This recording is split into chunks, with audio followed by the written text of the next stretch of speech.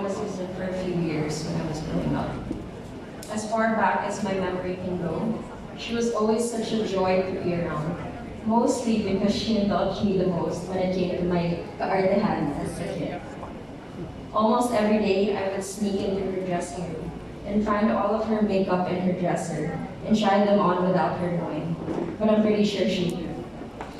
Eventually, she would show me which ones were her favorite and the ones that she used whenever she would go dating.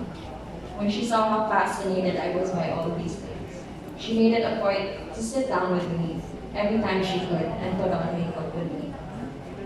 When I got older and finally got my ears pierced, I remember how excited she was because she could finally share some of her jewelry with her uncle.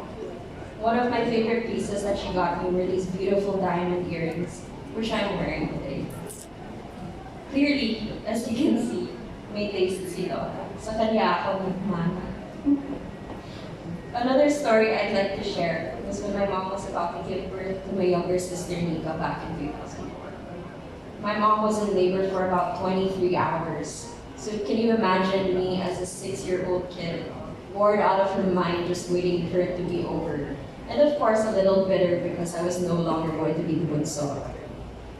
And so Mama Susan made it a point to keep me busy because she knew that I was so into fashion even at such a young age. She took me to go shopping in Green Hills sa may Tianguet. At alam niyo naman kung gaano kainit at siksikan dun, pero pumunta pa rin kami. Long story short, she bought me these long brown boots na may heels by the way, because I was eyeing it the whole time we were going around. This just goes to show that although she already had the title of being the Susan Rosses, Queen of Philippine Movies, she was still so selfless and humble. We have gone out of her way to make sure I was okay and that I felt loved. To be frank, Mama Susan and I didn't stay as close when I got older. I guess that's just how life is as we grow as individuals and go through life. I realize now, though, that it's one of my biggest regrets. However, we as a family would always make it a point to catch up with her every now and then, especially during the holidays. I always left conversations with her feeling so enlightened with all the knowledge and perspective that she would impart on me. I remember visiting her one time in her that night, and we were just making kwento almost the entire afternoon. I don't recall everything that we talked about exactly, but what I still bring with me until today is how much Papa Rani loved and cared for his family despite how busy he got. Mama Susan constantly reminded me to find someone who will love me just as much as he loved her and my mom, and to always forgive and stay patient, especially when it comes to those that we love. After all, we're all just human. As cliche as that may sound, sometimes it's good to be reminded of our limitations, and my Lola was who that was to me. Listening to the stories that have been shared the past few days about how matapang she was when it came to what she thought was right, and when it came to those that she loved, it made me think to myself, oh no. It made me think of this one particular experience when I was younger that I will never forget. I was so scared. Papa Ronnie and I were playing the piano one day, and for some reason, nagalit ako sa kanya. Maybe it's because he played the wrong note, or my momentum was destroyed, but he told Mama Susan, and when she found out, she went after me. She was so angry, I believe disappointed, but at that time as a kid, I was so scared.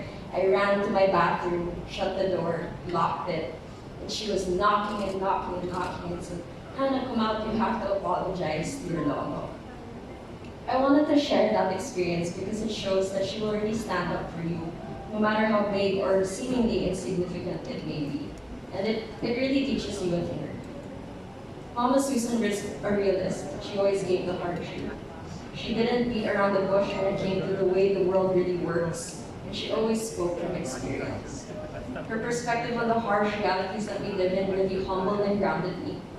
I credit her dedication and perseverance despite the difficulties I face in life with her. She showed me true hard work, determination, and grit. I am blessed to have had such a strong role model and mentor like Mama Susan, and even more blessed to have shared her with all of you.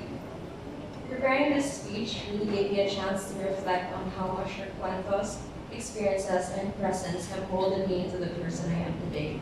And until now, she's still teaching me lessons.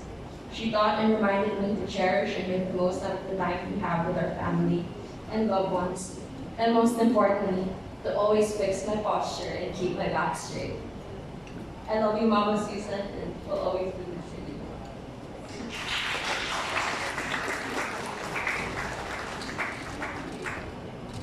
Thank you, Hannah. Now it's time to hear from the Kuya.